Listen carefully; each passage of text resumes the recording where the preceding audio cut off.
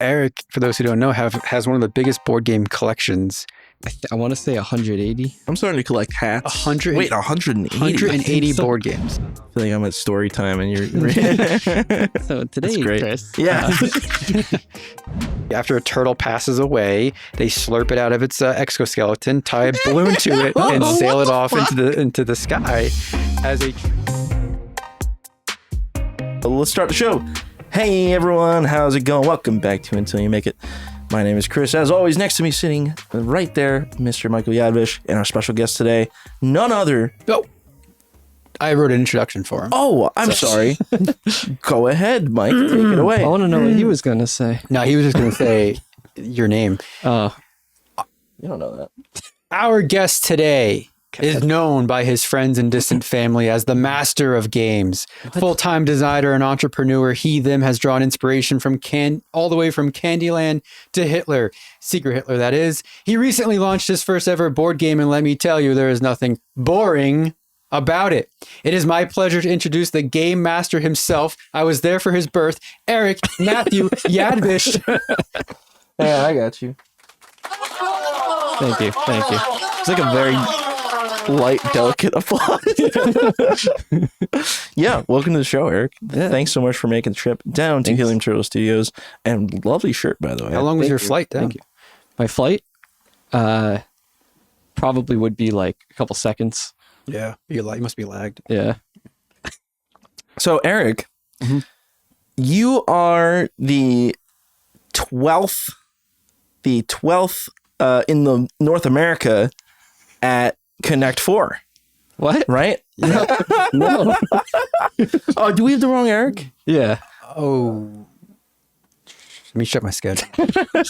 At least I need to be well known for playing Connect 4. I don't know what to talk about then. Well, I have a different game that I made. Is it like Connect 4? No.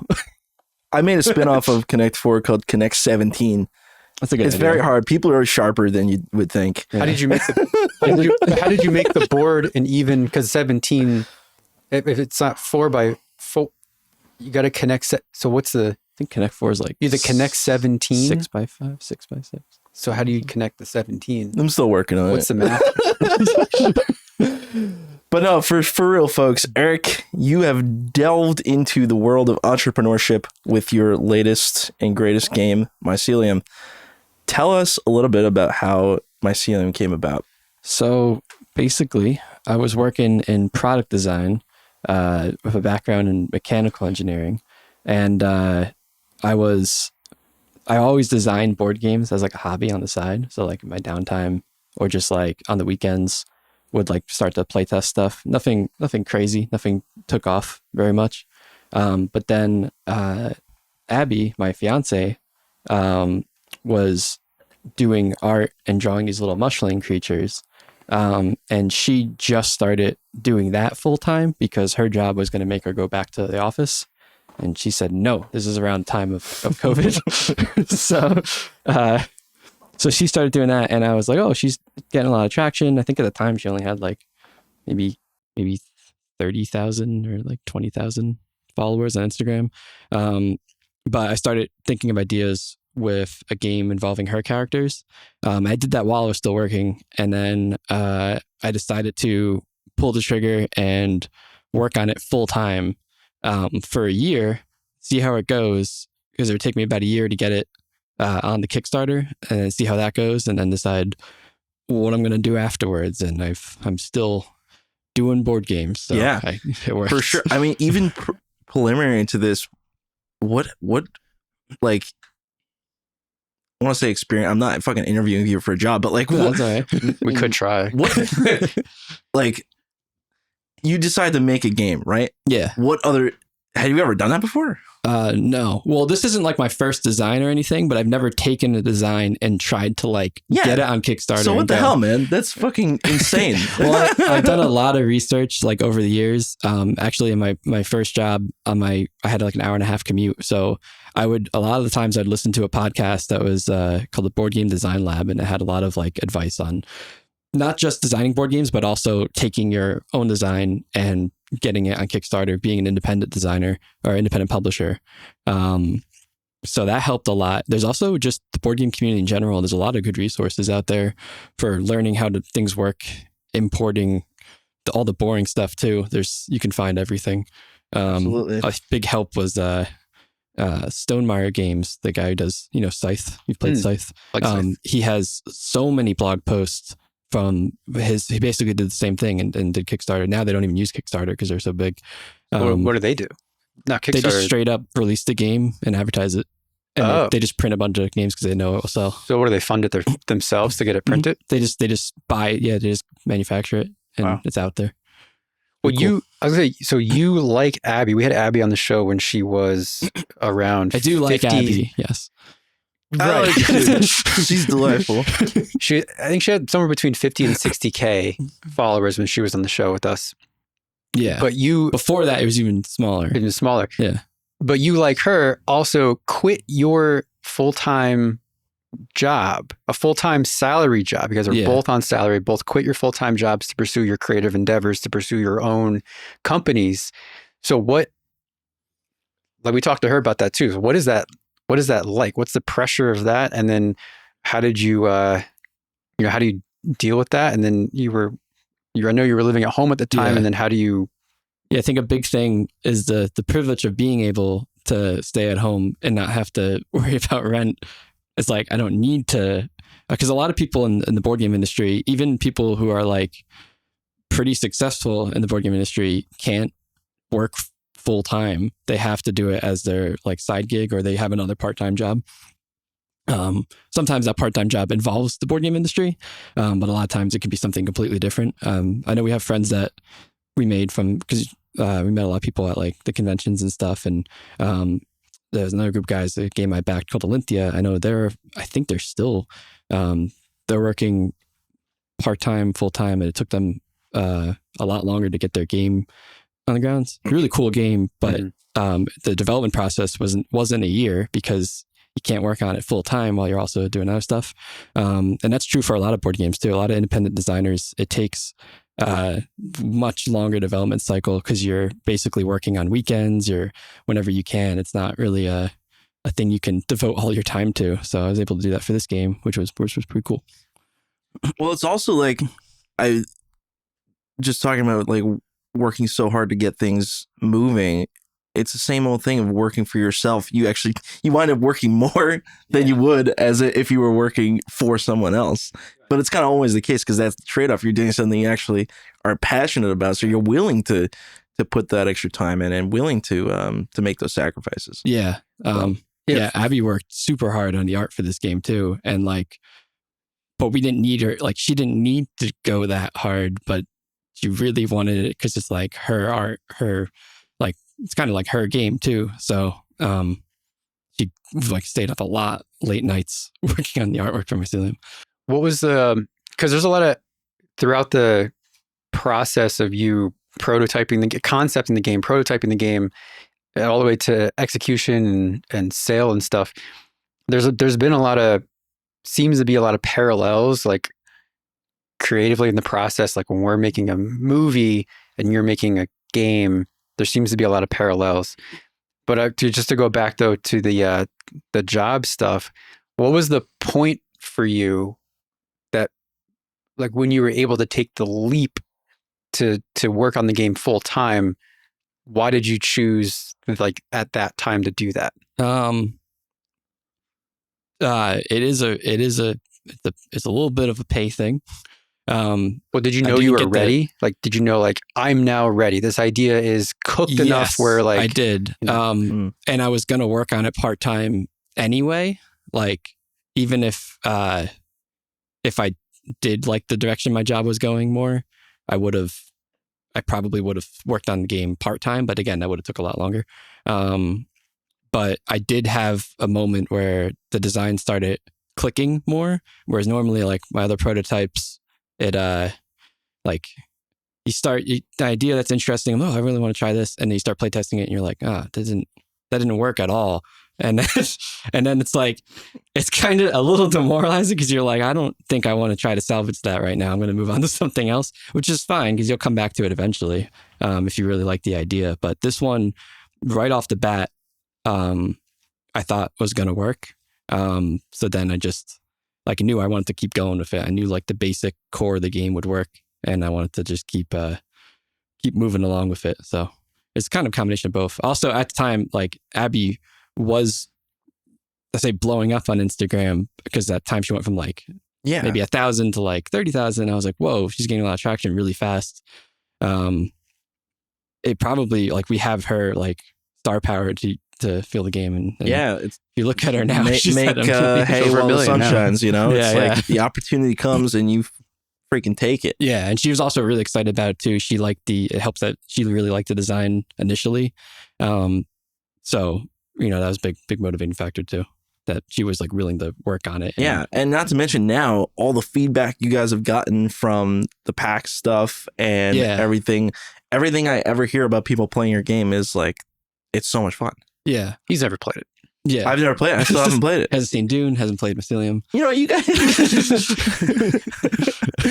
You did bring it though. Yes, I did. Oh, dude, show that baby off to the camera. This is the deluxe edition. Oh. Ooh. That's a nice one. $75. Convention only. Yes. We should have like the QVC thing. It's like, we have one left to get. Oh, man. Well, there really is not much left since what happened at PAX. If we were all more popular, we would like give one away to the audience. That would be fun. Yeah, we basically only have, I think there's like 300 of the deluxe editions that are just going to be sold at PAX this coming year. Because last PAX, Michael was there helping. We sold a lot of games. I think we sold 450. Yeah, you turned into the guy with the visor, right? Like what? like the the Monopoly man counting the money and like no, that was Abi. Oh, that was Abi was the money. Oh, I'm sorry. Yeah, you were just selling. I was selling marketing. Yeah, and selling games, which was hard because Friday it was a 3-day event. Friday I watched CJ do it, because I was too nervous to do it alone. Then Saturday was my first attempt doing it alone because CJ had to be somewhere, so it was just me. And I lost my voice within the first like 20 minutes because I was going way too hard. Like I was still nervous, right? Did have you it have down. To speak? Is it like a loud environment? It's so loud, especially. That's what I thought. Yeah. So the year that Michael came, it was the biggest. Like their numbers keep growing, but now it's the second biggest board game convention in the US. They were third for like a long time. They surpassed the Origins in Ohio. Gen Con's still the number one, but like it was so crowded in there because it's not like the place got any bigger. It was just like packed. It was crazy. What is it? Just out of curiosity, what does it cost for you guys to get in there? You have to pay a price to do that? Yeah. So for PAX, it's actually, so for the board game convention for PAX Unplugged, it's $1,000 for a 10 by 10 space. Okay. We did 10 by 20 because we wanted more space for demo tables, and it's just 2,000. That was $80,000. Yeah, 2,000. and then there's all the hotel costs, and then there's all the we didn't do any like advertising costs. We wanted to do the lanyards, where like basically they'll offer like advertising space and the things that they give you your pass on. But that like the second that comes online, someone buys it because it's like it's not even that much, and it's probably the coolest thing to have for like advertising. Absolutely. But it was kind of a lot. Well, this year Abby's going to get the Pokemon booth had a giant floating Pikachu hung from the ceiling. Really? So Abby's going to get a giant penny bun that's going to hang from the ceiling. God, dude. Eventually, one day. And then eventually it'll be in the Macy's Day Parade. Right. Because it'll be a staple of America. Oh, that would be sick. Yeah, I know the other PAX conventions for video games are twice as much, but Unplugged is $2,000 for 10 by 10. And oh my God. I think their hotel costs are even higher too. But yeah, I can imagine. Depends on the area. But yeah. Well, yeah, man. Seriously, congrats on all the success you guys have had so far. I hope it keeps going. I hope it keeps growing. Well, tell the you gotta tell the good people what is Mycelium? What is the game? There you go. So how do you play? Well, I guess I can open it up. Yeah, you could if you want. Yeah. So basically, it's a 3 to 4 player game. It does have a 2-player variant that has like alternate rules. So I like to say it's a 3 to 4 player game. But you got a board, and there's a bunch of trees in the forest, and you're leading a colony of mushlings, which are these magical mushroom creatures. Okay. This is the board. I think I'm at story time and you're So today, great. Chris. Yeah. Don't talk to me like that. So you build these mycelium networks along the edges of the hexagons, Mhm. similar to like roads in Catan. And you're trying to connect your colony here to the different trees by building paths on the edges of them and tracing it back to your colony. Got it. And once you do that, you're also placing these gatherer mushlings, which are these little meeples in here. We're going to run out of space really quick These little guys. with all these pieces. You have 3 of them and you place them on different locations. You can put them wherever you want, but your goal is on your next turn, they're going to come back and you're hoping that they can follow the path back and carry stuff back with them. So the trees in the middle are going to have the points that you need to win. So it's just a race to get to 10. These caves on the outside have resources to build more paths. There's also a location down here where you can get more cards in your hand because you're also managing a hand of cards that have different abilities and you can attack other players' paths and try to cut them off. And when you're like teaching people how to play, do you find with like playtesting and stuff that people tend to pick it up quickly? Yeah, I would say our games is it like kind of not, a thing you have to play a couple times to get to know? I think that's kind of like anything for the flow of the cards. Definitely. Once you know like what can happen with the cards in the game, you can strategize a lot more. But it's actually interesting to see from like doing board game, and you've probably experienced it too from talking to so many people. They just like they're all board gamers at the convention, so they all like understand everything immediately. Yeah. But even for non-gamers like my parents and other friends that don't play a lot of board games at all, it feels like they pick it up very quickly. But they it takes them a couple turns to like realize like what they should be doing.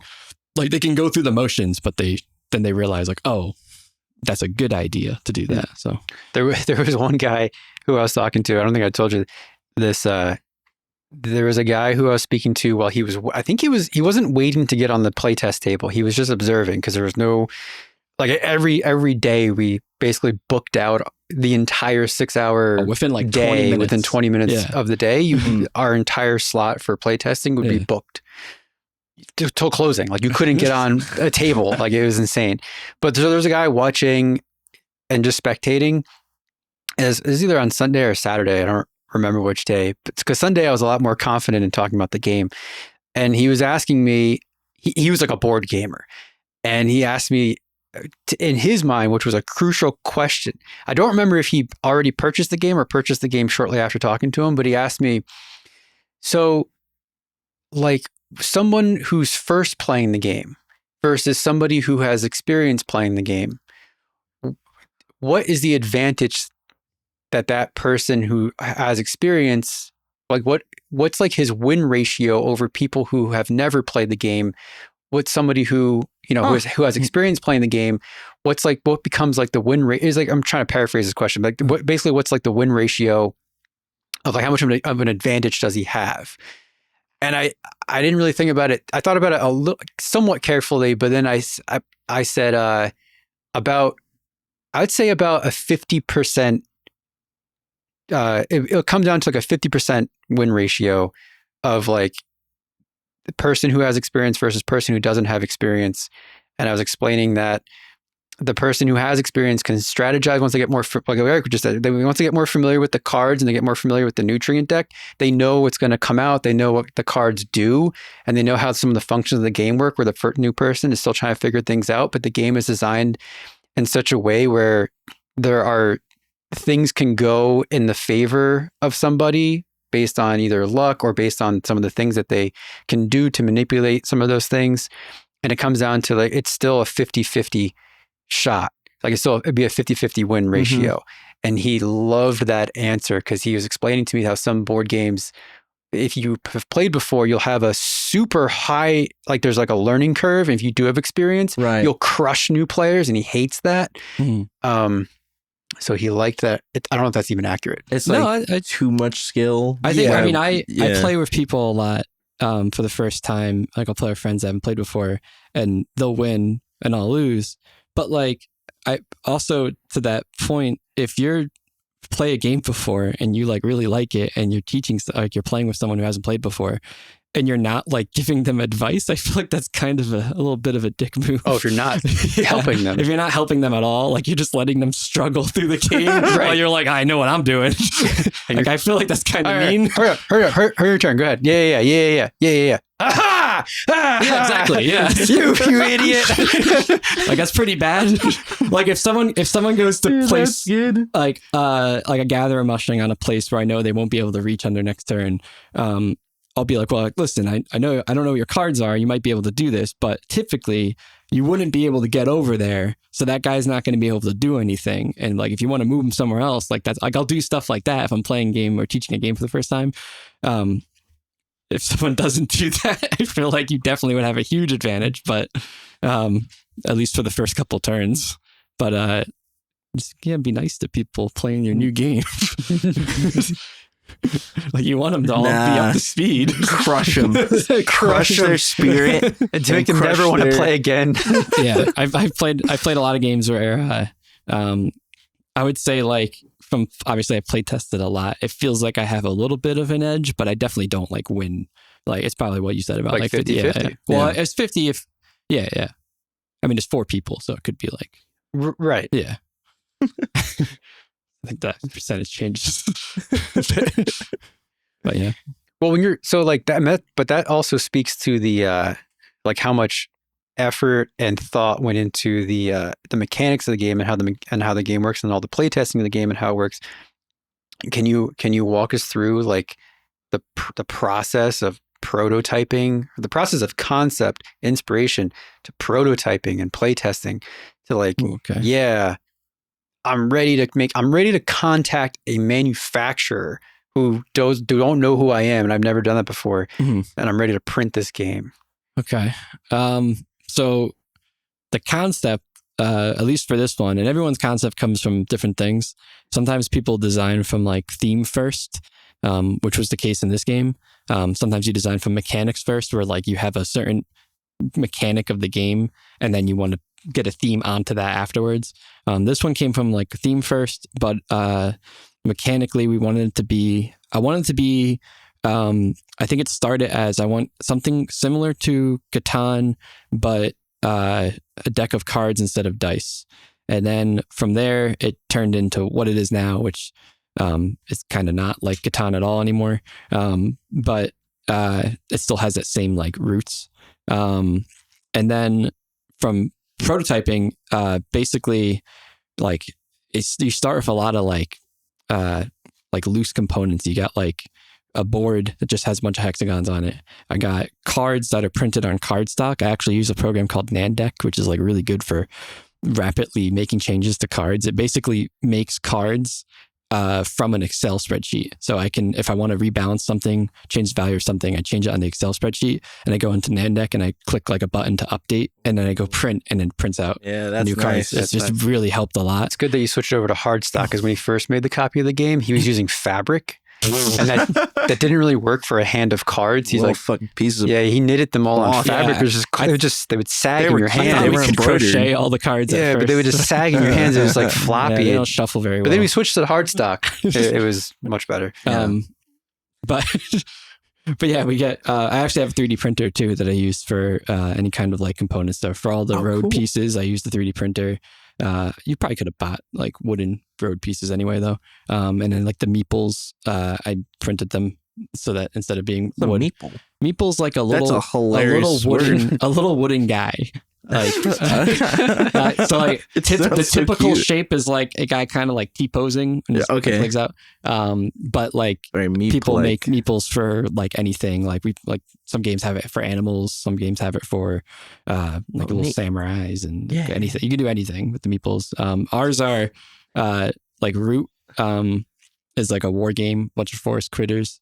They all have these cute little meeples and they have their cute design like on the bottom, big eyes. They're a little similar to this. Actually, the reason we wanted to go with the manufacturer we did is because they're the same manufacturer that made Root and a bunch of other games because we love the way their meeples like feel and like the quality of them. There you go. And Root was there. Root was at PAX, weren't they? Sweet. Yeah. Kyle Farron came over. I don't know if you've noticed. the designer of that game. Yes, I think Wow. I was there when he Talk about came over. Yeah. It's cool. How fun. Yeah. Oh my God. But yeah, and then so for prototyping, that having those programs and just being able to rapidly reiterate things is really powerful. But basically, I was doing weekly playtests with like friends, but also in the downtimes, so like between each playtest, I would make changes, print things. Sometimes, if it was big changes, I would sit down by myself and kind of like go through a few hands because I don't want to waste anyone's time on something that's like clearly broken. Like sometimes I'll do that, or maybe Abby will like, I'll look at the like bounce ideas off of her, or we'll talk down and we'll realize like, oh, like this person's having an infinitely long turn. That's not good. Stuff like that. So I think one of the things I caught was with the Insporium, where it led to an infinite, like, you keep getting money. Money We were like, oh, that's a problem. So yeah. And then once it took a while to get to the point where we're ready to contact manufacturer, but I think we didn't have to wait until all the art was done, but we did wait until we knew all the components that we needed so that we can ask them and be like, we need a board this size, punch board this size. Like I could figure all that out beforehand. But the artwork didn't have to be done. So I was able to get that started. And then also the manufacturer I chose to work with is very good for first time creators. They're a little more expensive, but they have like, they cut out the middleman of like going to like a factory overseas. And they're really like, they can help you through a lot of problems. They don't, it's like a lot easier to work with them. Nice. And the companies that still work with them are like Stonemeyer still uses them, and they don't even go Kickstarter anymore, but they still use this manufacturer, even though they're a little more expensive, just because of how great they are with getting everything right. So yeah, the quality. Now, how does this work with, is development like done? Like, can you still change stuff, or this is it? This is the game now. So it's interesting. How does that work? You could change stuff in like second editions and stuff. You just gotta really like, I think if you're going to do that, you really got to label the game as like, this is the second edition. Like, are you guys happy with it now? Yeah. Like you're at a spot where you're like, this is the game, you know? Yeah. I mean, there's I wouldn't do that if not for like years, if anything, but the thing you can do is add expansions to the game. So like we have expansions that we're working on that you can like throw into this game. And sometimes expansions, they can do a lot of things. They can either just add more of the stuff you like in the game. They could change things. They can swap out things to just like change the game, and sometimes for the better. They could also like, can't think of the third category, but basically add more things, change things. So we have expansions that we're thinking of for like kind of both of those scenarios. Yeah. Like we definitely have one that we would do that would change like the core gameplay a little bit. We have other ones that would just add more, like adding another player or something else like that. That's it. So yeah, adding more players is like a lot of people asked for that. Yeah, at the convention. Actually, it's been coming up a lot. And so our question with that one is, do we want to? Because the way the board's designed, adding a fifth player, adding a sixth player, we'd have to make another board. Like, there's no way around just adding stuff onto the board. We would have to make another board. But I am trying to play around with the idea of not making another board, but adding a fifth player that does something different than all the other players, for example, and stuff like that. But we could make an expansion that just has a bigger board. I play as a tree.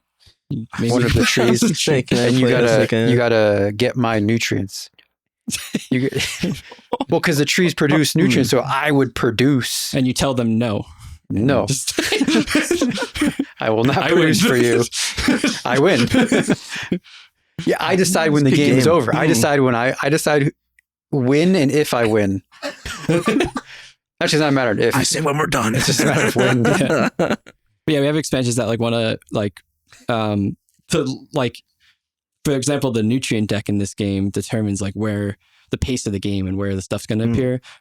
One thing I definitely want to do eventually is make expansions where the nutrient deck is a completely different deck, and you can change out the tree that's in the middle.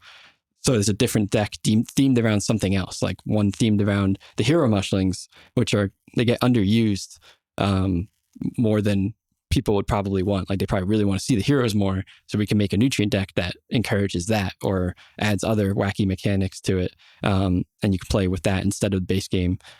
Just add like more replayability to it.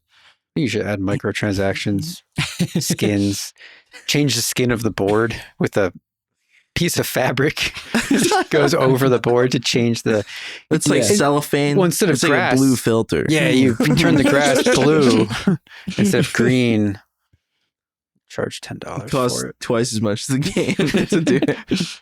Yeah, we're thinking like $30 meeple skins. Oh Yeah, you put you get little clothes. You put little clothes on them, with tiny little clothes. Oh, that's put actually kind of You put adorable. little boots on their little feet. I like that.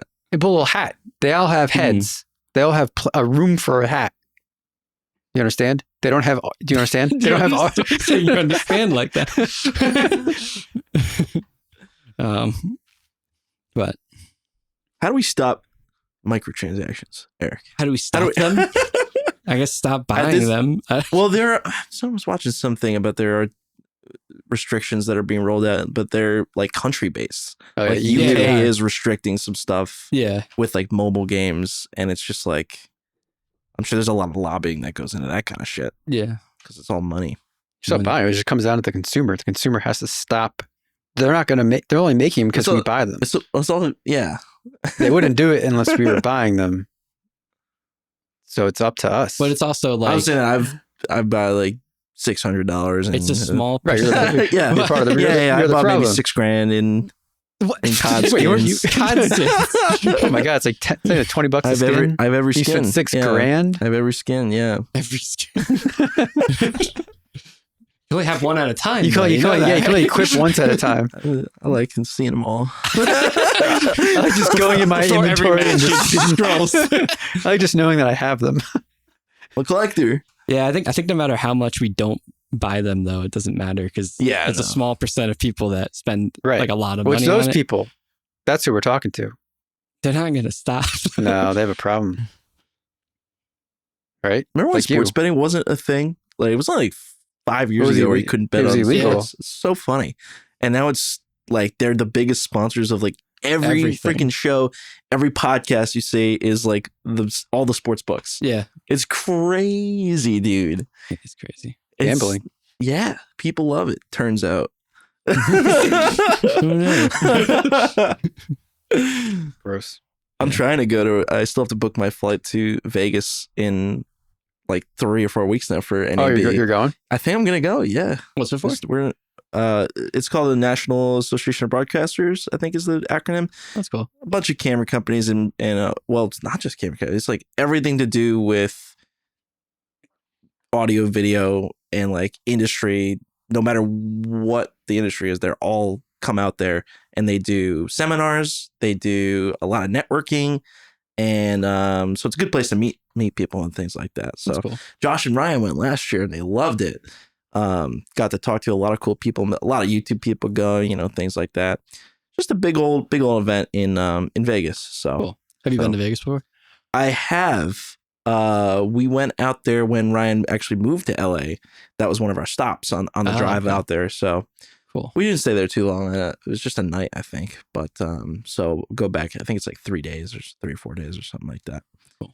So yeah, it should be good. I actually want to try and get the trailer done so that I can show it off to people Oh, yeah. who are there. Even if we pick some temp fighting shots to do and just like Right. do temp effects on them.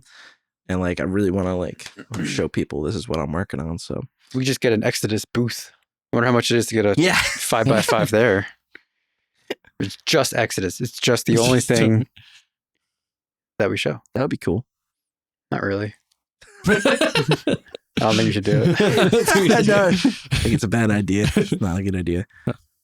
We'll take a moment. Today's show is sponsored by the San Diego Zoo, the Wildlife Alliance. We work with the San Diego Zoo, as you guys know. We for every after a turtle passes away, they slurp it out of its exoskeleton, tie a balloon to it, and sail it off into the sky as a tribute to Helium Turtle. It's part of our sponsorship with them, and it's a beautiful thing. And I've never heard a more disgusting thing than they slurp it out of its. What the fuck did you say? Exoskeleton? Dude, where the hell did you get that? from the script, what they told me to say. It's trying to be wildlife correct, They send it into the sky and they sponsor the show. It's a beautiful ceremony. And they give us money. Yeah, so thank you. Thank you, San Diego Zoo. How was the San Diego Zoo? Oh, it was so cool. Yeah, they had a lot of animals. All right, I fucking quit. No, it was really cool. It was like one of the most, for a zoo. I only have reference of one zoo, which is Space Farm Zoo in Sussex County. Oh, dude, I know Space Farms. You know Space Farms? Wait, I gotta come back. I gotta sing the jingle. What jingle? I don't remember the jingle. There's a for Space jingle? Farms. You don't remember the jingle? I don't think so. How do you know? We're from Sussex County. They I used to don't- have it on TV. You don't Really? remember this? They would go, "Come explore the wild Oh my side God. of Space Wow, yeah. Farms." That's the jingle. Wow. Nice. Memory unlocked. Did I just ratatouille you? Yeah. You made me like your Food by Space food, Farms. No, I unlocked a childhood memory. and now I like your cooking. No, it doesn't have nothing to do with cooking. They Yeah. have the bear, the big bear. They had polar bears at San No, Diego. no. Whoa. And other bears, grizzly bears. Ooh. They're cool. They're huge. Alive or dead? Most of them were alive. The dead one is at Space Farms, the giant bear. That's what I'm talking about. When they pass away at San Diego, they send them to Space Farms. It's a good budget way to get some And animals. they do them like Abraham Lincoln's body on the train. They What? ship it. You guys know that story? No. Oh, okay, sorry. That's a history reference. When Abraham Lincoln Go on. died, they put him on a train. I thought he became a vampire. Yeah, I thought. It may be in the books.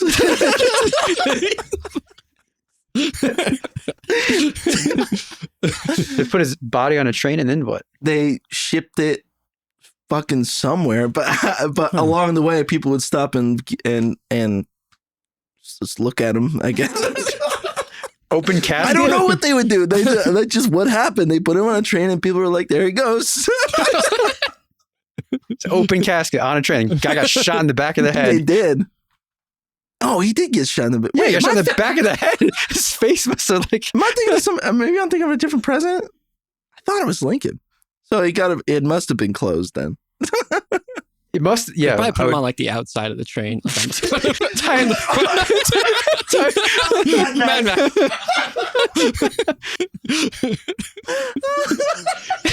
We're taking him to Bullet Town.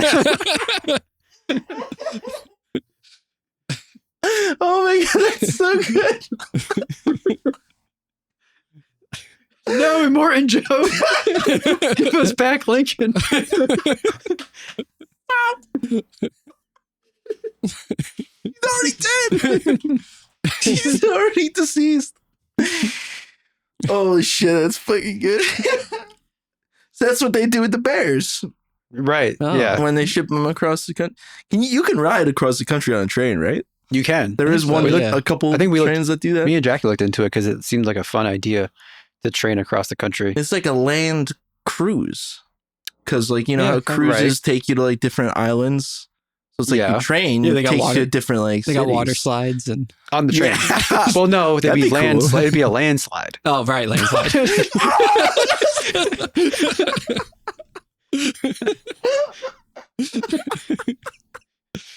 Rocks and mud and Yeah, yeah. silt. Silt? Silt, yeah. Yeah. That's a That's a thing. Is that a He's back- geological he's back thing? in Is the- geological? yeah. Yeah. Have you been on a train like that? I haven't. I've been on a train. No, like not- that though. No. I NJ would- Transit doesn't count. Like, I'm I talking would like not, could Why not does that not count? A train's a train. on a train. is it? Well, I have been on an older school train because Kevin, my buddy Kevin runs. Train? He's a conductor. He's a conductor. He works with trains, Oh, okay. and they do lots of events and stuff like that. So a while ago, what did he call it? Some kind of special kind of car where there's actually it's like got nice seats and tables and stuff like that. It's like kind of an older style thing. Caboose. So we rode that a while ago.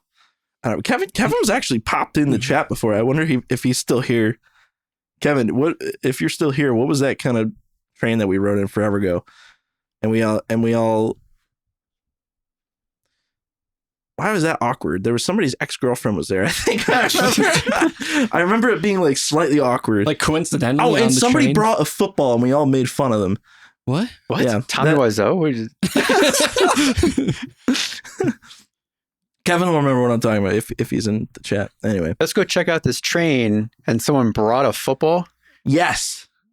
Huh. See? Thinking that would be a good idea to go on a train with. I think it was like a pre-train This is before. idea. This is before. Is this after or before 9/11? Did you play? Did After we All right. you play tackle? tackle football Yeah, on the train. on the train. Oh. No. Yeah, Well- probably flag would be better. For a train. Anyway, Well, speaking of what else collections, were we talking about? speaking of collections, Eric, for those who don't know, has one of the biggest board game collections I've ever seen. Are you serious? How many board game collections have you seen? One. Well, if my own counts, two. It doesn't. Okay, so one. How many board games do you have? But no, actually, Eric is like working on a bookshelf to house the Why are you games picking up because your there's phone? Because I can look up You have my lists. oh, you have an inventory? Yeah. I want to say 180. I'm starting to collect hats. 100 Wait, 180. 180 so. board games. What the fuck? I don't even have That 180, is a lot. 180 video games. I don't have 180 of anything. 151. Maybe like Q-tips, But then, maybe. socks. then there's the I'd have to count. expansions. That's a lot of socks. Yeah, that's too many socks. Yeah, I'm 150 just trying to think of what do you have a lot of? I have 180 151. Q-tips, maybe. I just said Q-tips. Did you really? Yeah. Well, sad? You're sad about it? I don't even have $180. Well, Silence. let that be a lesson to you. Don't quit your job and start a board game. Yeah, Don't it's develop a board it was game. It was 151 I saw. 151 board Yeah. games. And he's played them all. And I've played probably the majority of I them. haven't played them all. He hasn't played them all. There's like my shelf of shame isn't very big though. They call it the shelf of shame. Is your Steam library Shelf as of big? shame. I think I do have more board games than my Steam library. There you go. Which is- Yeah. That's which is actually like pretty. something, Yeah, that's the opposite of most people. I would Yeah. say. Well, what, because I can only remember so far back. A lot of my memories are slipping from my capacity. What, Okay. what made you start collecting board games? And like, because like people have games. Like we've always had games. We've always had up in the closet. We had like Monopoly Yeah. and Kudu, Cranium Kudu. We played a lot of Cranium and games like that. But then I don't remember what was the games that we started playing that The you big like gateway game into like modern. yeah that made you start collecting and stuff. I think it's Catan, and then for social deduction stuff, Secret Hitler was shortly after. I'm pretty sure because we played. There was one vacation where we played Catan like a lot. And that was yeah, I do remember that. That was like bef- with most people in the world, Catan was probably our gateway game into like more board games. we one vacation. It was like me, Eric, CJ, Matt, and Chris. That doesn't even make sense. How did we all play? Who was it? No, it was just CJ and Chris. I don't think Matt was there. That year. Oh, that was the year that I kept taking Snapshots of Matt's putting his face everywhere Yeah, because he couldn't make it. yes. Oh, okay. He couldn't make it. He's So with us in spirit. I was in spirit. Yeah. So we played Catan like pretty much every single night. We played that game. Wow. Once vacation was over, we didn't touch it for a while. Yeah, but every night on vacation but we played it. Every yeah. night we played multiple games Yeah. of Catan. And I do I mean, remember. that sounds awesome. I remember Secret Hitler because I remember we Oh, printed the PDF of it before the game was like Oh, wow. even out, or it was about to come out, or the kick. I forget what it was. It was on. I think it was on Kickstarter. Yeah. I think. But I think they went to if you Kickstarter. backed it, you got the, or if you didn't back it, I don't remember. You got a send PDF, you the files, send you the yeah. files, and we printed it ourselves and laminated the cards. And we did Yeah. the same thing with Deadwood. Not too long after. Oh, hey, Matt just popped on. Cousin Matt. Yeah. Hi, Matt. He said, Hello. I'm your ghost. That's why I've always hated Catan. Because he wasn't there. He wasn't there. He wouldn't know. Yeah, I think it's. I'm trying to remember like what games I got after that, but I definitely remember Catan was a big one. and then Secret Hitler getting the PDF, and then getting the game. Tortuga, you found out. No, Salem, you found out about, or Tortuga, you found out. We skipped over Salem. Yeah, Tortuga, you found out about. I went back and got Salem on the next campaign. I'm pretty sure. Yeah, from Facade Games, and then. Well, that's what kind of prompted. I forget. I mean, I guess it was maybe Secret Hitler or Tortuga kind of started board game nights, and because that wasn't really a thing before. It was mostly. I guess people coming over to play Rock Band, which was something that I did in high school. In video games. And just video games in general. But it was mostly, everything was like video game based. I had would do Rock Band all the time in high school, having people over. And then Eric, when he got to high school, he was having people over to play Rock Band in high school. And then that ended up transitioning. It still happens, but it ended up transitioning into board game nights. Yeah. And doing a lot of party games and stuff. Or a mix of both too. Yeah. But yeah, I can't remember any, because those games in particular, if you haven't played them, they're in the genre of social deduction games, and they typically involve like a lot of people. So like Secret Hitler goes up to 11. Oh yeah, I played a lot of Secret Hitler when it came out with our group of guys. Tortuga and the rest of the Dead Cities collection from Facade Games, they're all like up to 9 players. I think Salem was like 14. So they're just like ways that we never had any like board games that you could play with like a big party. Like we never really had any party games either. I mean, I guess you can also kind of count Cards Against Humanity as like a gateway game, even though it only lasted like maybe we didn't play that much. Maybe a week. Well, because you get through all the cards and it's not funny anymore. Yeah, you could do your own at that point, I guess. But yeah. Well, that's actually another thing was charades. Charades was big. We got really big into charades. So big into charades that we couldn't find any more charades generator websites with words we haven't seen anymore. So we started writing our own prompts and then hopefully just forgetting about them. We would just write them on a document, just like obscene stuff. Yeah, exactly. And then just hopefully we didn't play for like another couple months so that we wouldn't remember that I wrote that. Playing games with like inside jokes is like the funniest shit. Mm-hmm. I think we used to do that with charades too, or there was a game Super Fight that we used to play where you make up superheroes to go against each other, but we would make up our own. You know, and anytime you introduce those inside jokes, it's just fucking blast. Have you played Monikers? Yeah, we played it all the time. I brought it here because Mike started bringing it finales and things like that. Exactly. The arc of the game. That's why it's so good. Yeah, you're right. Because like by the third round, you already like know if someone starts doing something. You're like, oh, that's the thing from before. Yeah. So, cool.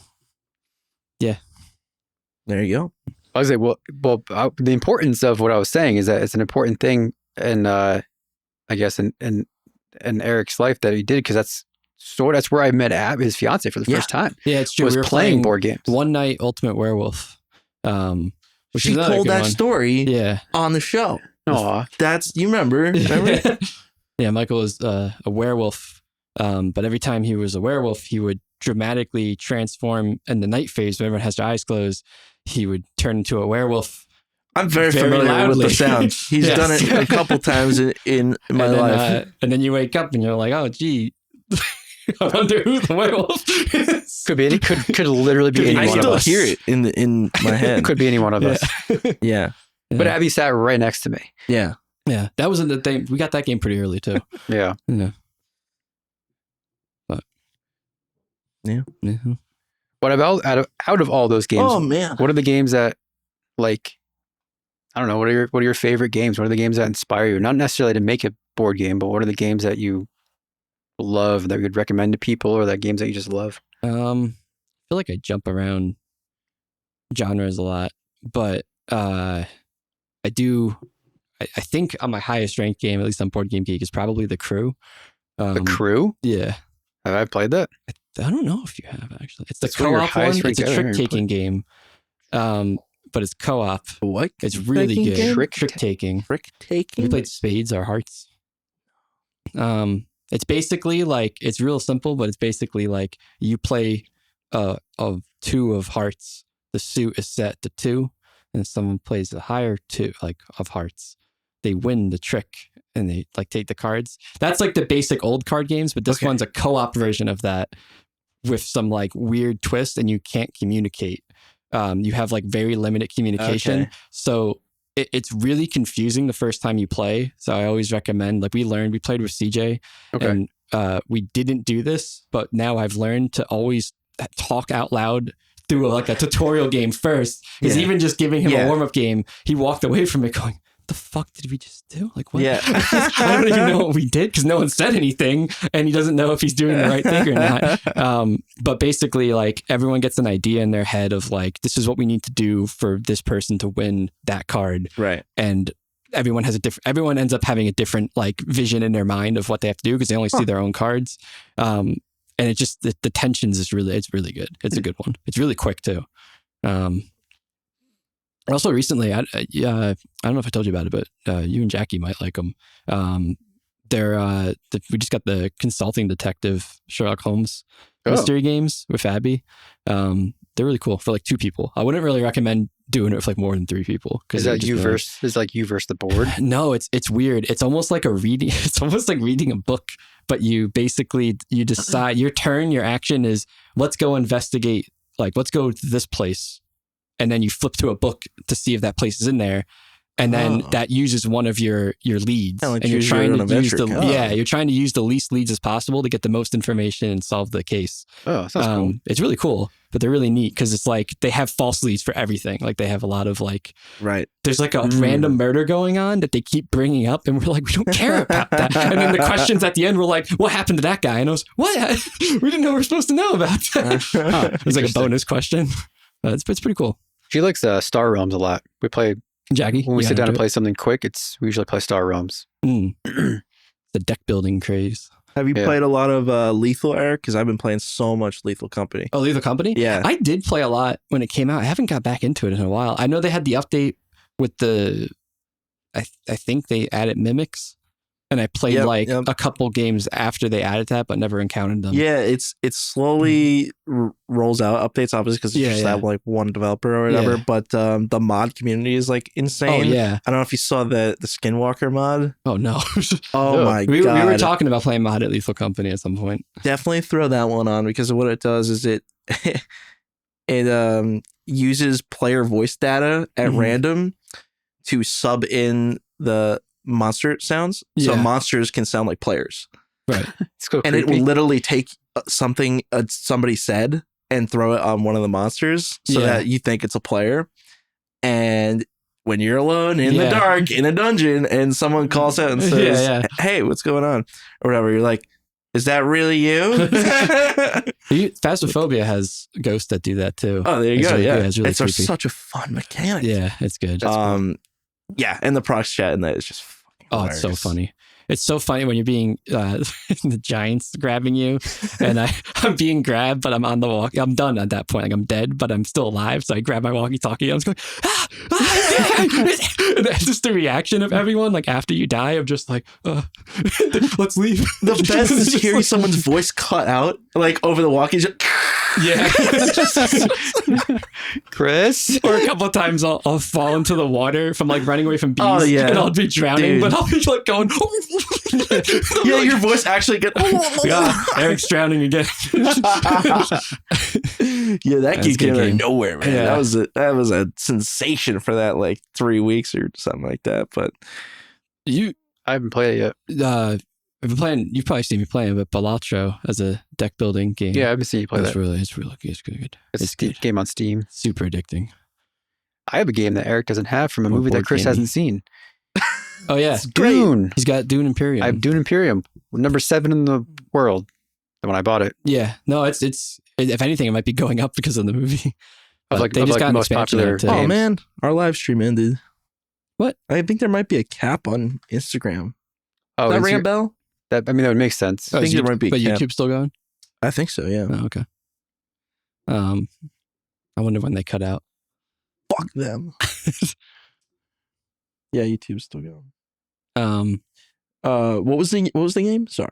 Dune Imperium. The Dune. Oh, you got a Dune game? Yeah, Dune game. Oh, it's like the number 7 game in the world. When I bought it, it was number 7. Really highly rated. Yeah, it might be higher. I've heard people. There's a review for our game that says it's a lighter version of Dune Imperium. Really? Yeah. Oh. But Dune Imperium, it says it's a deck building strategy game. I think I don't which know is what they not see about it. this. But it might be the fact that there's like the board and the card play. You don't- I don't know. You also don't. You don't There's no deck build. building. There's no building. There's That's no pretty path big. mechanics either. Yeah, and Dune. Yeah, Yeah, it's very. it seems really cool. Your review doesn't make sense. But you haven't got to play it yet, right? No, I haven't played it. You probably really I- like it because you love Star Realms. I think I would really So it's like like it. Star Realms with a board. I opened it up. We set it up. Was learning how to play, but to play with two people, one person has to control like an AI, basically. Okay. So there's like there's a variant for if you play with two people. And I was like, this is really overwhelming for my first time ever playing this game. And then we were already like 2 hours had already gone by of setting it up and reading the rules of it, and Oh, Jackie's wow. just sitting there waiting to get started. It's just like I don't know. We need Eric. Yeah. so that Oh, was yeah. fun. Yeah. I packed it away, put it up, okay. I always watch a video first and then go through the rule book for like the nitty gritty stuff. I think even so, I wouldn't be able to. Playing the with AI thing, it's a you lot. need a third person. Yeah. That's why it's like basically. it's actually a thing we came across for this game of like how to make this work at 2 players because we knew we really wanted to, but we opted for basically two-handing it. So when you play like 1v1, you're actually playing as 2 colonies versus 2 colonies. Okay. Yeah. And yeah. the win conditions slightly change. But That's one cool, of the though. solutions you can have for like a 2-player, like a game like this is kind of balanced around the other players. Like if someone's pulling ahead, kind of like ganging up on them a bit and like trying to get their win. Once that's gone with 2 people, it's just like, I get ahead and then just kind of snowballs into you got nothing left. Yeah. And we didn't want to change like the core experience much. So that's why we opted for the 2v2 kind of mode. But one of the solutions you can do for that is something like what Dune did, where you have an AI player. But personally, if a game has that, I rather just play something else and wait until we have enough people to not do that. Yeah. Because there's so many board games. I have so many board games, so like I don't need to. Their mechanics seemed fine because it wasn't like playing a whole other person. Yeah, It was like a whole different thing that the AI did that like influences the board or a something. whole other thing to learn. There's just a whole other thing to Yeah. learn while I'm already trying to learn how to play because I don't know how to play. Learn the base game. Yeah. Yeah. yeah. Play I've the done base it game. I've done it for solo games. If there's an AI in a solo game to I'm learn not how to stupid. play. I'm not stupid. I'm not dumb. Like I've done it for Distilled didn't have an AI. I had like a challenge mode, but I did it for Distilled to learn how to play before I taught you guys how to play. Still just fun. It's Still a good one. Did you get the popcorn bucket? But when I I didn't see saw it. them, when I also didn't see it either. It was AMC's, right? I don't know. I think AMC had it. I didn't see it there. Yeah, Nor I did didn't see it either. I I didn't did, see it but I also advertised. didn't ask for it out of embarrassment. I wanted it. It was a little bit, yeah. I didn't see anybody with it though. Like I didn't Oh, see I anybody didn't holding. Yeah, it. yeah. It must be only certain locations. Yeah, I didn't go opening Yeah. night. Maybe it was like an opening night maybe Thursday, yeah. Friday They thing probably didn't make that many. because we went on Sunday afternoon. They probably sold out. Yeah. We went on a Wednesday and it was like it was empty. Oh, that's nice. Yeah, that Go off. we went on times. Thursday. Yeah. There's nobody there. We sat Yeah. dead center, perfect seats. Oh, that's nice.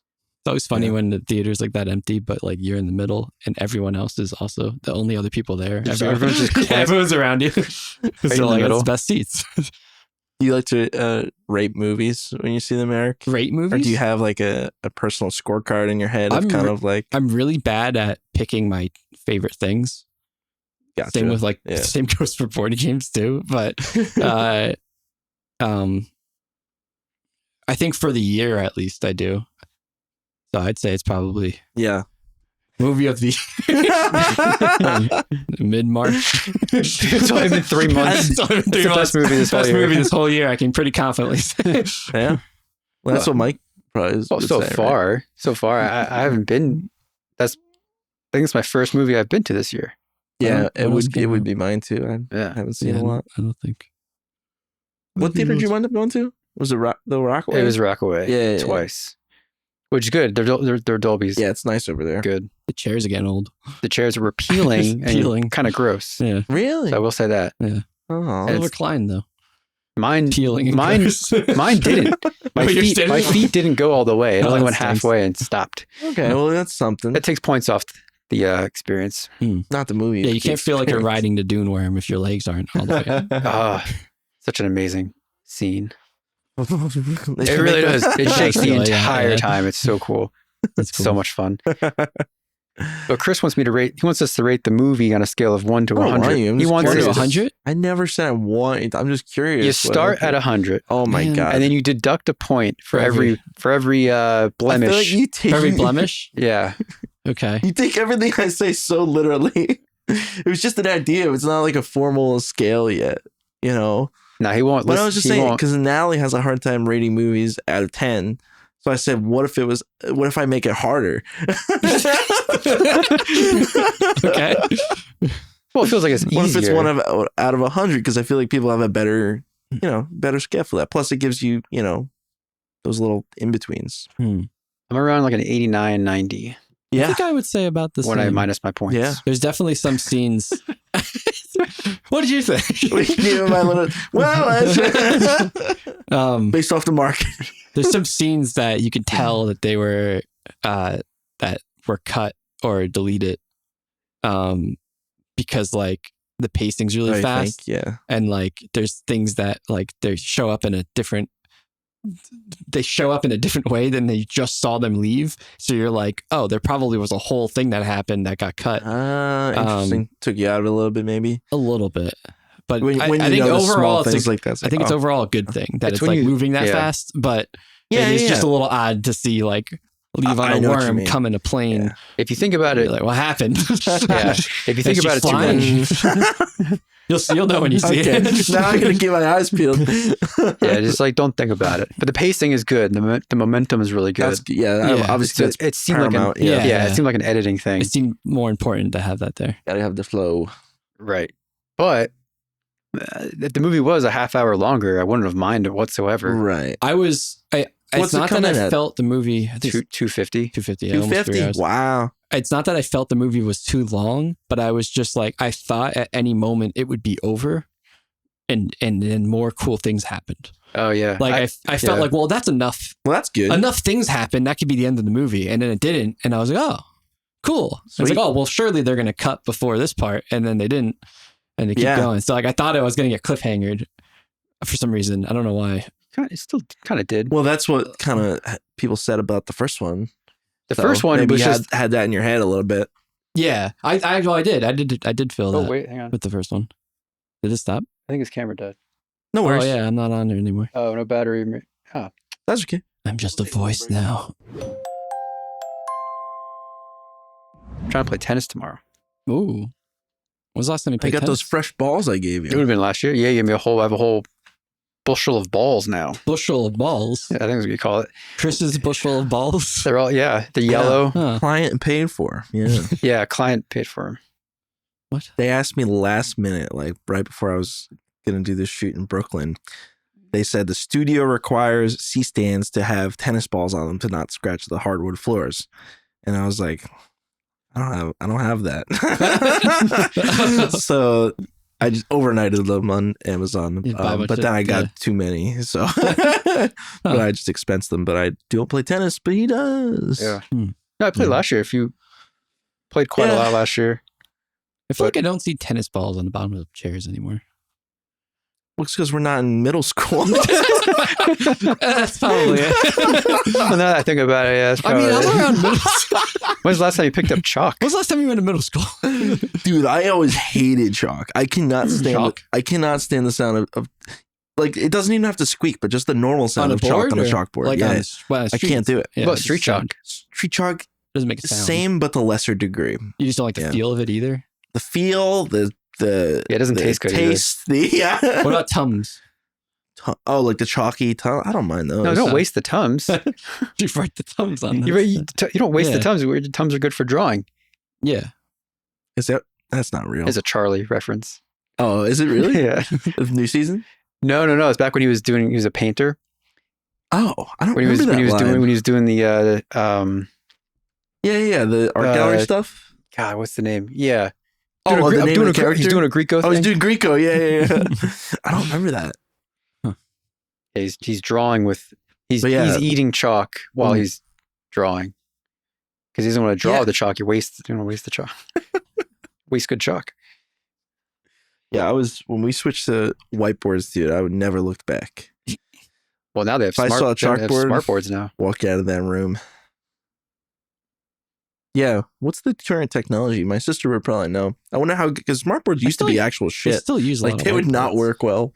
We used to have. I remember the projector. Where you slide the little Oh yeah. thing on the projector, and That's it's like- projects yeah. it on the screen. And Or now not whenever screen, I the think of wall. that, I think of like a World War II war room where like they would like have those Yeah. old style projectors. They're cool.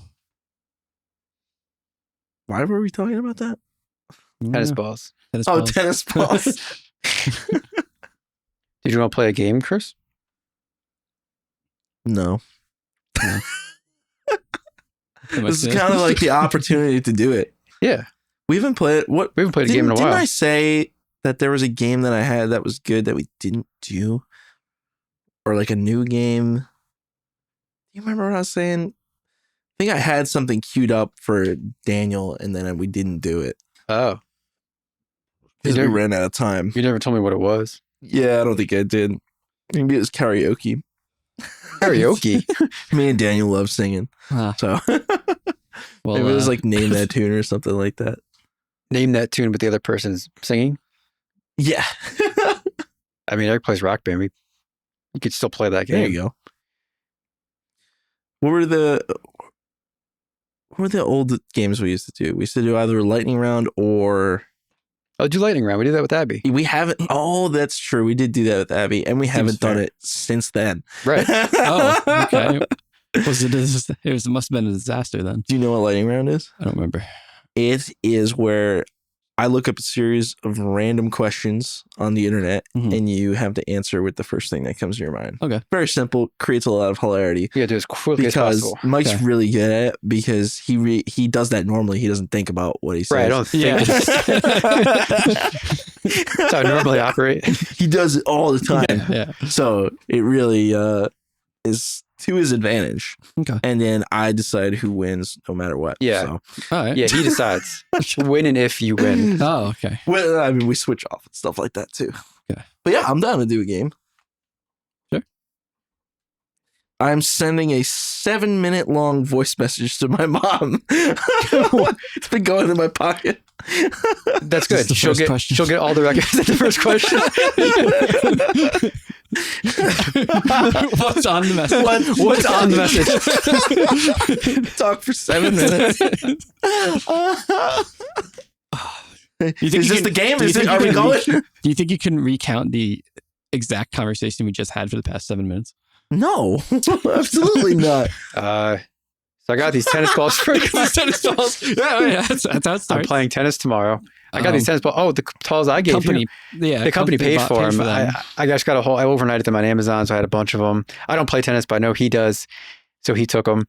And when's the last time you played tennis? Well, I played last year a bit. It's pretty good. Oh wait, there was one more thing to talk about. You just reminded me of it.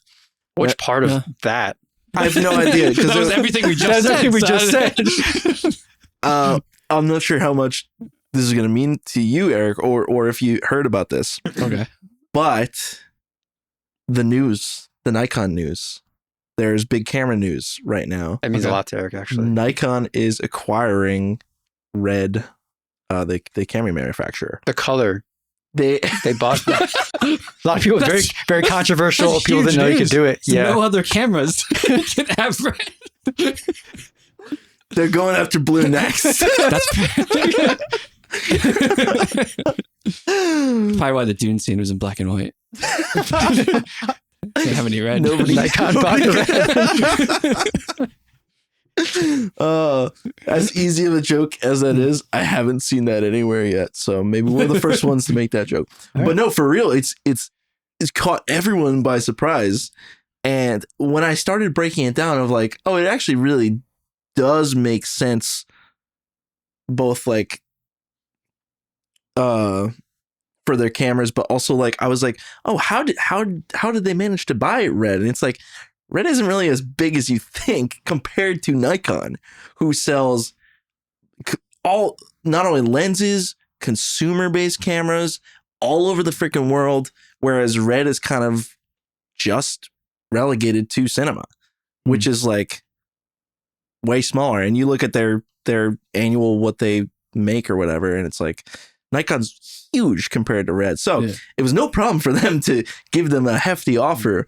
But also Nikon just started rolling out their raw video, and there were disputes going on with that classic thing that always happens with Red, whether they own the patents to their raw encoding or not. So they were already in disputes, and it kind of sounded like Nikon was just like, we're just going to fucking buy you so we don't have to worry about it. Yeah, it's like that scene in Batman Begins where he's like, oh, sir, you can't do that. It's like, why? I own the hotel. Yeah, I own the place. I can do whatever I want. I just bought the place. Yeah, I did see that meme going around.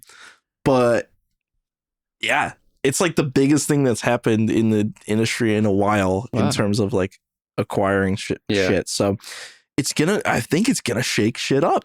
I really do. We were getting, I don't want to say that close, but we were looking into getting a Red camera because the Red cameras used to be like an $80,000-$90,000 camera.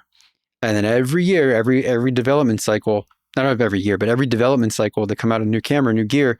It's gone all the way down to $10,000. Now they make a $10,000 camera.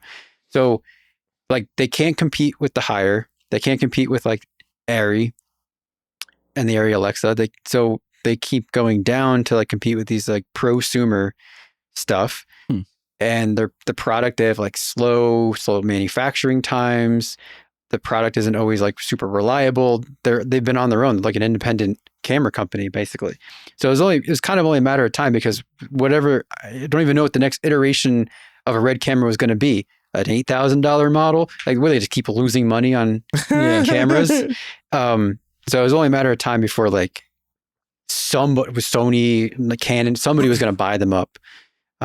It's just interesting that Nikon did it because Nikon in the industry, more so like the internet, I guess, makes fun of Nikon because it's a photo camera that's now getting into video, but they're like kind of far behind as far as video goes. Only in the last 2 or 3 years, their cameras have always been capable of video, but there's been quirks and things with it, and like it hasn't really been up to spec of other cameras like Panasonic and their G series line and things like that, where it could really do both and like nice video.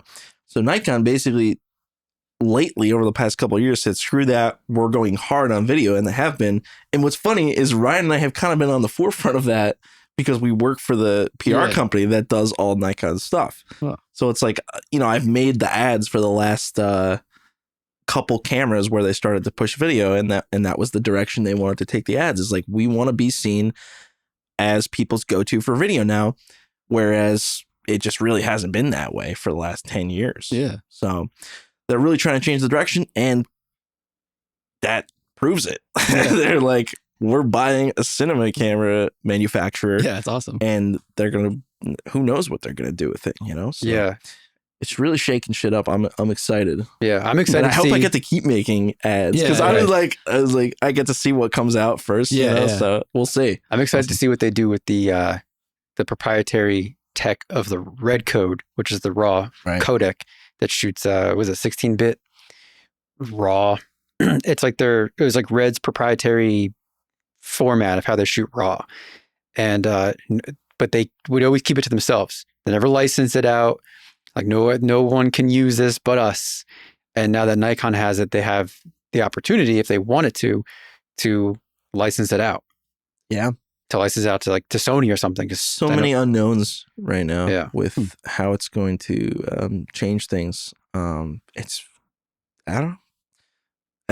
weird. Yeah. Or they could just use it and come out with their own cinema line. Well, what's weird now is because Nikon has their own proprietary stuff now too. They don't cross-pollinate with any other camera brands. They have their proprietary mounts. You know what I'm saying? It's like right when we got to the point where Blackmagic was taking on, Canon, they were putting their mounts on the thing. Now there's the L Mount Alliance where multiple camera brands are using the same camera mount.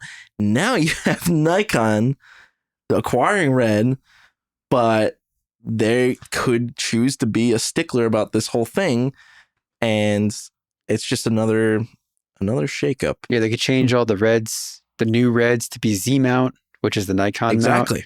mount, and make it exclusive. Yeah. Because right now reds, I think, there's PL and there's there's the Komodo RF or whatever. Yeah, I mean that would be crazy though. For I don't know, it just all depends. So it's fun. Neat. Anyway, that's the story. I just want to talk about it because we hadn't had a chance to talk about it yet. It's the biggest just camera happened news last that week just or happened. something like that. It's the biggest camera news in a while. Because we were close to getting, we were really close to looking at the Komodo, the new Komodo, and seeing if we wanted to invest in it as a cinema camera. Yeah. But now we gotta wait and see. Yeah. I mean, I'm sure everyone's going to be talking about this in a couple weeks at NAB. It's like, right. I'm sure it's going to be the talk of the town. So yeah, do you think is red usually there? They gotta be. I think like literally fucking everyone's there. Because now I don't know. I don't even know if they're still a company. I don't know. I don't know how any of this works. I don't know how any of that works. Are they So, still operating as red? They're just owned by Nikon, or is Nikon just dissolving I don't red know. and just making it Nikon? I guess we have to start making Nikon shit now. Because I heard a lot of conflicting points on and comments and stuff on Reddit. People, obviously claiming that they are work in the industry and stuff, but they, people say, "Oh, get a red camera, buy it, the name helps you. The name helps like get you jobs. Like people respect the name red." Yeah, But then, right. but there's also people that say the opposite. That no, if you're saying you're bringing a red on set, well, that means I better have a second red as a backup camera, or I better have something else because they understand there's reliability issues with red, and it actually isn't such a name that to be associated with not even anymore, but just like people who work with it all the time understand the issues that those cameras have. Yeah. And you're better off if you're going to rent something. Well, if you're better off just renting an Airy. Mm-hmm. There's no point in renting a red. Step up. Just step up if you're going to rent. So the only point of it is to to own a red, I suppose. But then I don't know. It's just very interesting to see someone talking about getting a Raptor, which is like the $25,000 camera. Or like, well, you better have a Komodo to back it up because the Komodo is more reliable. I don't know. Those are issues that we don't really experience as much with these cameras because maybe not Chris's so much.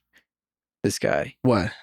Like reliability issues with the gear that we use. Like I don't have any. Everyone knows the little quirks and things like that. It varies. It depends. With this thing, there's been so much R&D and versions of that versus mine. That's the like first version of itself. Exactly. So mine is gonna have way more quirks than yours, and it does. It's got its little things, but I responded to Chris a text message on Saturday night, and he was like, "What are you talking about?" I was like, "Sorry, man. I'm at Shrek Junior. I'm watching Shrek Junior at an elementary school." He goes, "What the fuck are you talking about?" And I sent him a picture of where I was, and he thought I was messing with him, and he's like, No way. Where are you? Are you being serious right now? Because my mom is there." Oh wow! I'm like, "What?" I thought he was messing with me. I thought he was playing, turned it around. And he's like, no. The kid that my mom babysits goes to that school and he's in the play. Wow. I'm like, whoa, what the hell? So then at halftime or intermission, his mom found me and then we took a selfie. Oh. And she was there. But it was wild because it's in Franklin Lakes. It's not where he lives. What is Shrek Jr. about? So it's literally the same as Shrek, except it opened up with like Shrek as a 7-year-old Shrek. Oh, really? And like Fiona as like little Fiona. Okay. And Farquaad as little Farquaad. Oh, so everyone's just little. Yeah, but then then they go through, they age up, and then it's just Shrek.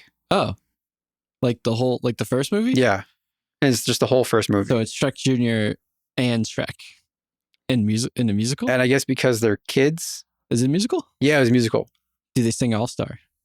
That's a good question. No, they end it with they end it with the other Smash Mouth song from Shrek 2. Walking on the Sun? Their cover of I'm a Believer? I'm a Believer. Yeah. The cover of it. Yeah. Yeah. They did. That was like their ending song. But it was just the plot of Shrek 1. Huh. I don't know what the junior part was. They're tiny. very all brief. The people are tiny. Yeah, I think is but what they're all I guess because they're all they're kids. always tiny. Yeah. You see any tennis Right. balls? So it's what do just they do when they're re- older? Regular Shrek. What do you mean? What do you Like when they're like older? a full-grown man. Shrek Senior. Is it still a kid? You can't do Shrek Junior as adults. What? That made perfect wouldn't make sense. sense. Let me explain something to you. Wait, Are you kidding? but it's the kids in the play. It's a middle school play. It was an right? elementary school play. But then who's the so adult? much of a Who distinction. plays adult Shrek? The kid. A different kid. Oh, a the different kid. oldest okay. fifth grader. Okay. So there was like, Oh, so they The have young so kids it played- involves all the grades. yeah, they did use all the grades. Oh, Mm. I see. But it was very short lived. It was like half of the first act was the junior part, and then it was just regular Shrek. Huh. It was fun. It was actually good because that school has a lot of money. so it was a good production. I knew it. Money makes things better. I knew it. That proves it.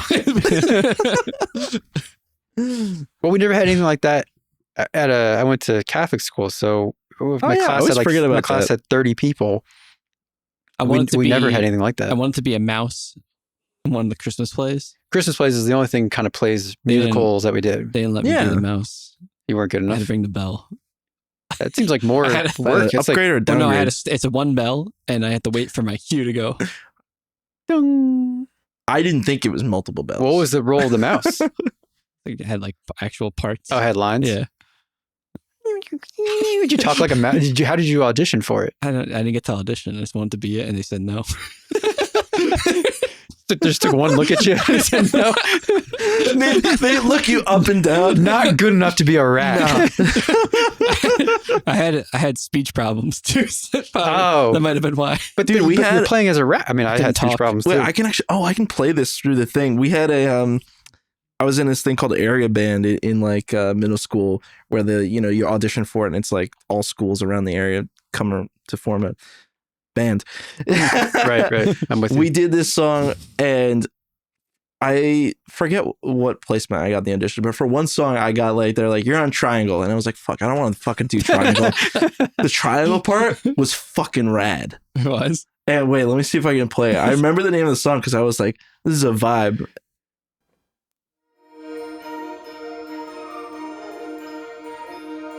You fucking hear Oh, that sounds, shit? Sounds pretty important. I was sitting there fucking vibing. So that was the important triangle part. Yeah. So that's me. Are you hitting the same part of See, a triangle has three sides. When you're Yeah. So of that, of the three sides of said musical triangle, does the sides sound differently from each other? No. Actually, kind of. I wondered that same thing. Actually, There are different thicknesses, though. But of the whole triangle? No. what's the benefit of each it being tube. a triangle? What'd you say? Why is the triangle a triangle? Why can't it just be a circle? Why is the triangle a triangle? Why can't it just be a metal bar? Must be some kind of reason. Well, circle. Kind of resonance. Well, because you put your stick in the middle, it goes. You do that. You could do it really Yeah. quickly. Oh, okay. That's why I say That's a good circle point. or No, square. Well, 'cause- circle would just kind of spin.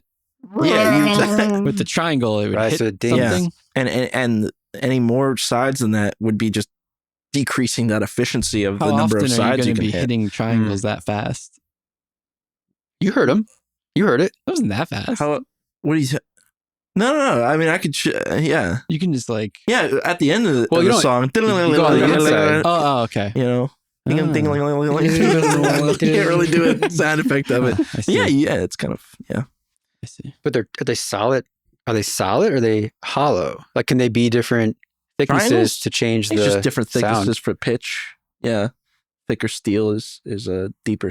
I never thought this hard about a triangle. Yeah, Yeah. Are they I always don't remember why I was saying it. like equilateral triangles? Oh, I don't yeah. know. What if you have a obtuse? Or like I had a really sick a right bell triangle. part too, where you ever see those bells that you hit with the hammer yeah. in orchestras and things like that? That's really fucking fun to play. Is that just you have get one? literal fucking hammers. You're like hammering bells. It's I sick. want to be like That's cool. the guy in Andor hits the metal? anvil every morning Yeah, with the hammers. you could do that. You think I could do that? I think you could. You think I could do that? I don't think you could play a rat though. Put him in the tower. No. I would like to play the rat, sir. Yeah, imagine a little kid just Here's being a like, bell. "Oh, be a rat." And it's like, no.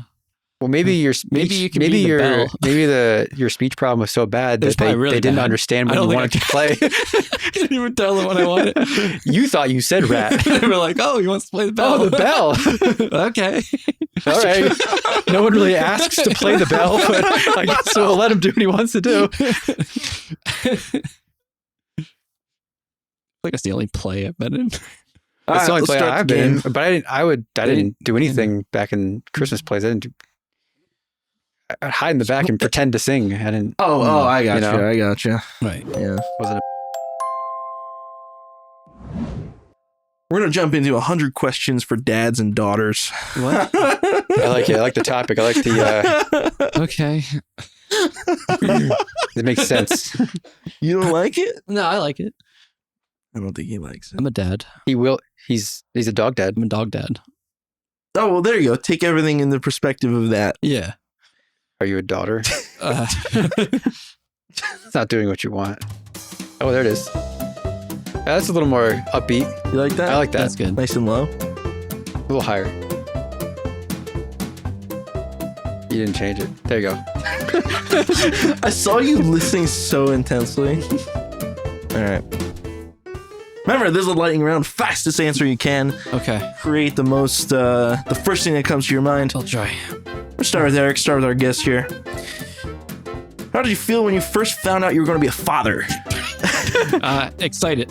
Mike, how did you feel at the birth of your child? Sad. Very sad. Eric, what do you like about being a dad? Puppy.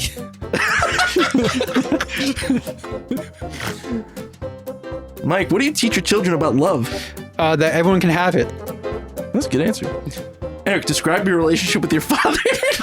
What? That's pretty great. He's very supportive of me, and he's the best. That's very nice. Mike, what did your father make you do that made you happy? Clean my back. What? Scratched my back. Clean my back. You got a clean back. Eric, what did your mother teach you about life? That my dad should clean my back. Mike, how did your parents show physical affection towards each other? Oh, fuck? they kissed. They kissed. Oh. These are questions to ask your Oh, dad. wait. Wow, this is so appropriate. Eric, what's the greatest gift your sibling ever gave to you? My sibling ever gave to me? Probably the TV was a really. He got me a nice ass TV, or the VR headset. He sounds like a cool guy. or the TV and the TV stand. Wow, sounds like a really cool, nice guy. Mike, what is your measure of success? In inches. Penis. All right, I'm getting a different list. I want a different list.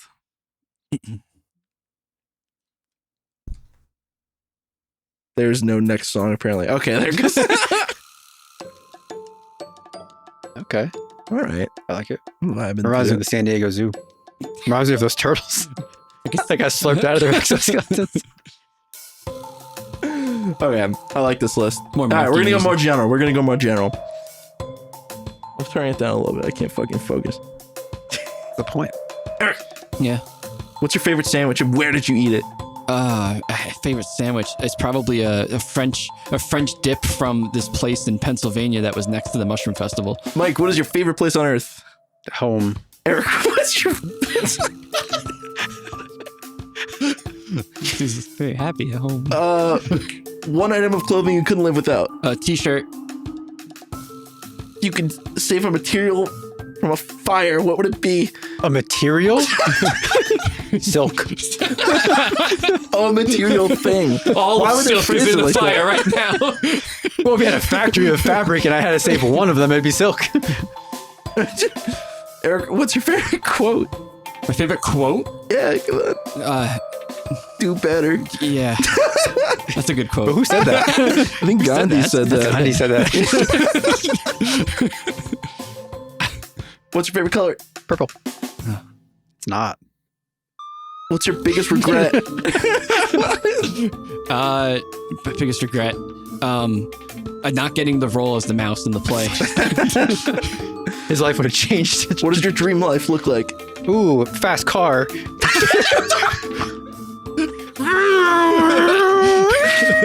Ooh, fast car. A genie gives you 3 wishes. What are they? More wishes. Infinite money. World peace. That's nice. And I'll save the other You wishes. saved face on the last one. Is it ever okay to lie? Yes. Who's your dream dinner guest?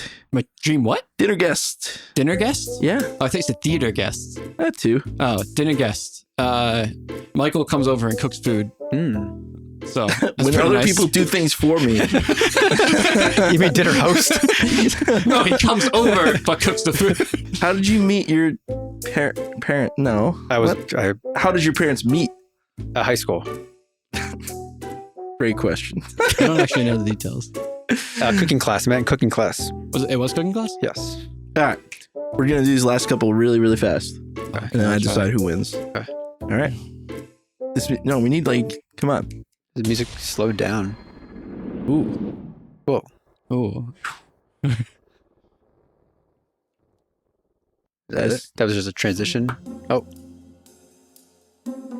would be funnier. Oh, I like that. I like it. All right, ready? Yeah, sure. I'm going to go really quick. I'm not Okay. even going to say your names. We're just going to go back and forth, back and forth.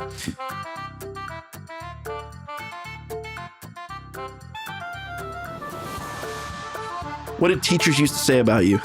Smart. What is the hardest challenge you've ever overcome? Lifting. What's your favorite way to express yourself? Video games, board games. What is the most exciting part of your job? Chris. What is your how important is a career? Not that important. Follow your dreams. If you had to make an emergency phone call, what would it be? Help.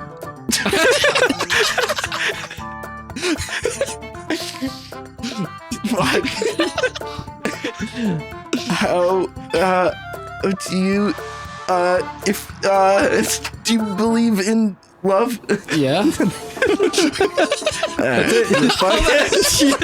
Yes or no? There were a bunch of not good ones. That was pretty good. All right, it's a tie. Got very piratey. You both win. It was very piratey.